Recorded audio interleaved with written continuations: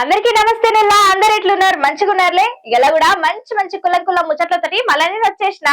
ఎందుకు ఆలస్యం, ముందుగాల హెడ్లైన్స్ చూసిద్దాం పరి. కౌన్సిల్ లా కామెడీ చేసిన మల్లన్న, ఫుల్ ట్రెండింగ్ లో ఉన్న మేయర్ నవ్వులు. రైతన్నలను ఆగం చేస్తున్న రేవంత్ రెడ్డి, యూరియా పేరుతోటి రైతులను చేస్తున్నాడు మరో మోసం. భయపెట్టిస్తున్న జడ్చర్ల కాంగ్రెస్ ఎమ్మెల్యే, సర్పంచ్ గెలవకపోతే ఇందిరమ్మ ఇండ్లు ఇయ్యనే ఇయ్యడట సారు. డైలీ ఎపిసోడ్ తలపిస్తున్న ఫిరాయింపు ఎమ్మెల్యేల ముచ్చట, ఇకనైనా స్పీకర్ సారు తీసుకుంటాడా ఓ నిర్ణయం. నాకెందుకో సరిగ్గా ఫోకస్ చేస్తలేనేమో అనిపిస్తుంది. మరి తెలిసినప్పుడు మంచిగా ఫోకస్ చేయొచ్చు కదా అని అంటున్నారా? ఫోకస్ చేయబట్టే కదా మీకు వార్తలు చెప్తున్నా. మరి ఇంకే దేని మీద ఫోకస్ చేస్తలేవు అంటుండ్రా?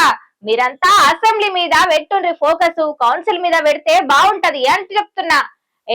అసెంబ్లీలో అంటే నేతల నడుమ మస్తు పవర్ఫుల్ పంచ్లు, ఆదిరిపోయే డైలాగులు, వార్లు, కామెడీ సీన్లు దొరుకుతాయి. ఇక గన్లేమున్నది పిల్ల కౌన్సిల్ అంటరా? కౌన్సిల్ లో కూడా అంతకు మించున్నది. కావాలంటే చూడుండ్రి. మన మాస్ మల్లన్న వచ్చిండు అన్నా, నువ్వు గాని ఇక నమస్కారమే మల్లన్న. ఇక మొదలు పెట్టు, నీ బాధ ఏంది? నువ్వు యాడుంటే ఆడ నీ స్టైలే వేరే డిఫరెంట్ కనిపో. అరే రే, టెన్షన్ కే చెమటలు పట్టించే నీకు టెన్షనా ఏందే అది? అయ్యయ్యో, నియోజకవర్గం గురించి ఎంత బాధపడుతుండుల్లా. కానీ పాడుగాను ఏందో మల్లన్న బాధ కూడా నవ్వు తెప్పిస్తున్నది ఎదుటోళ్లకు.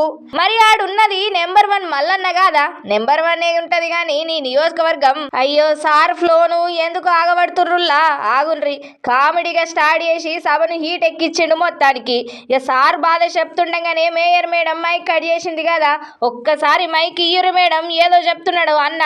మేడం చెప్పమన్నది మల్లన్న ఎందుకు చెప్తాడు?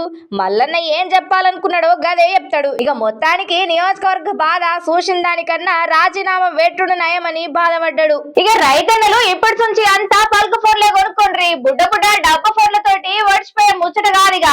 అందరూ స్మార్ట్ ఫోన్ల లెక్కలే వాడాలి. పెద్ద పెద్ద చదువులు చదవాలి రైతులందరూ. ఇక అప్పుడే రైతులు అవుతారు మీరంతా. అవునుల్లా, మన రేవంత్ సారు రైతన్నల్ని ఒక గొప్ప మేలు చేస్తున్నాడు పాపం. కానీ ఏ మాట కామాటేనుల్లా రేవంత్ రెడ్డి సారు మా గొప్పోడు. ఎక్కడ లేని తెలివి ఆలోచనలు సారు మెదళ్ళనే వస్తాయి. ఇంతకీ రైతన్నలకు చేస్తున్న ఘనకార్యం ఏందో ఎరికేనా? అబ్బా, ఏం తెలివి రైతన్నలు ఏడికో తీసుకుపోవాలని చూస్తున్నారు కదా. రేవంతం సారు గొప్పోడుల్లా. ఎవ్వరికి రాని ఆలోచన సార్కే వస్తది. ఇక ఇప్పుడు కొత్త ఉపాయం చేసిండు. యూరియా బస్తల కోసం గోసపడుతున్నారు కదా రైతులు. ఇక వాళ్ళ గోస తీరుస్తా అంటుండు. ఇక అట్లా అని ఇక పోగానే బస్తా చేతిలో పెడతాడు అనుకుంటే పప్పుల కాలేసినట్టే పోండ్రి. ఇక ఇండ్ల కాడినే కూసోండ్రి, మీ ఇంటికే యూరియా బస్తా పంపుతాం అంటాడు. అబ్బా, ఏం తెలివి సార్ది. యూరియా కోసం రైతులు రోడ్డు ఎక్కితే సర్కార్కి చిన్నతనం అవుతుంది కదా. ఇక దానికోసం కొత్త ఉపాయం చేసిండన్నట్టు సారు. ఇక ఇంటనే కూసోరి యూరియా వస్తుంది అంటారా? దుకాన్ల దగ్గర ఏముండది. మరి ఎన్ని బస్తాలు వస్తాయి? ఇక అవి ఎటు పోతాయో ఎవరికి తెలియదు. రైతులు మాత్రం ఇక వస్తుంది ఆగస్తుంది అని చూసుకుంటా కూర్చోవాలి. ఇక చూసి కళ్ళు కాయాలి తప్ప యూరియా బస్తా మాత్రం రాదు. ఇక యూరియా అనక పొలం ఆగం కావాలి. ఇక బస్తా వచ్చే ముచ్చట లేదు కావచ్చు పోర్రి.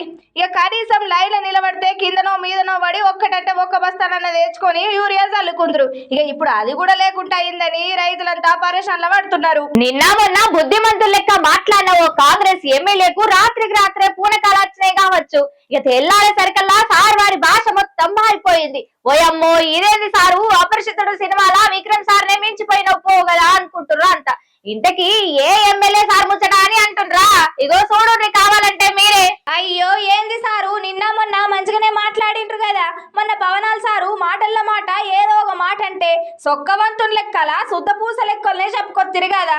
ఇక నిన్న కూడా జనం మోసం చేసిండ్రు, గుండెల మీద కొట్టిండ్రు అని నారాజు అయ్యిండ్రు కదా. ఇక అంతలోనే ఏమైంది సారు? గీ మార్పు ఏంది? గీ మాటలు ఏంది? అందరి ప్రజలకి నేను విజ్ఞప్తి చేస్తున్నాను, మీరు ఎక్కువ కాంగ్రెస్ సర్పంచ్ని గెలిపియండి. మీ గ్రామాలకు వస్తాను, ఎక్కువ ఇంద్రమైన్లు ఇస్తాను, ఎక్కువ సీసీ రోడ్లు ఇస్తాను, ఎక్కువ డ్రైనేజ్లు చేయిస్తాను. మీకు ఏ నిధులు కావాలన్నా కానీ మినిస్టర్ దగ్గరికి కానీ సీఎం గారి దగ్గరికి మిమ్మల్ని తీసుకెళ్లి సర్పంచులు ఎక్కడైతే కాంగ్రెస్ సర్పంచులు గెలుస్తారో అక్కడ అభివృద్ధి చేస్తానని చెప్పి కూడా తెలియజేస్తారు. అమ్మ, ఇంద్రమైన్లు కావాలంటే కూడా నేను సంతకం పెట్టాలి. రేషన్ కార్డు కావాలంటే కూడా నేనే ఇవ్వాలి, మళ్ళీ అన్ని నేనే ఇవ్వాలంటే వాళ్ళు ఎవరో బీఆర్ఎస్ ఆ బీజేపీ సర్పంచ్ ఉంటే మన పనులు ఎలా జరుగుతాయని చెప్పి కూడా ఒక్కసారి ఈ 2 మండలాల్లో కూడా మీరు ఆలోచించాలని చెప్పి కూడా నేను తెలియజేస్తున్నాను.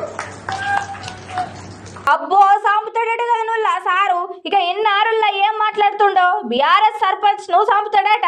అయినా పబ్లిక్ లోనే చంపుతామని బెదిరిస్తున్నా కూడా పోలీసులు ఏం చేస్తలేరు అయ్యింది మరి.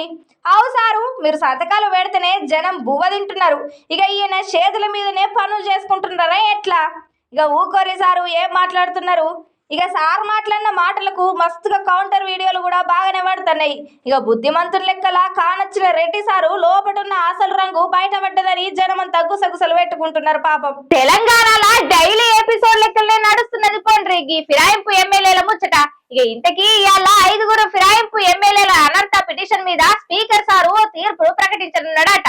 ఇక చూడాలి మరి స్పీకర్ సార్ ఏ నిర్ణయం తీసుకుంటాడో. పార్టీ ఫిరాయించిన 5 ఎమ్మెల్యేల మీద వేటేయనికి నిరాకరించిండట మన స్పీకర్ గడ్డం ప్రసాద్ సారు. ఇక 5 ఎమ్మెల్యేల మీద అనర్హత పిటిషన్లను కొట్టేసిండట. ఇక అనర్హత వేటుకు తగిన ఆధారాలు లేవని ఆ ఎమ్మెల్యేలు బీఆర్ఎస్ పార్టీలనే ఉన్నారని తెలిపిండట స్పీకర్ సారు. ఇక మరి చూడాలి మరి ఎమ్మెల్యేలు మేము బీఆర్ఎస్ లోనే ఉన్నామంటారా, లేదు మేము కాంగ్రెస్ లోనే ఉన్నామని అంటారా మరి.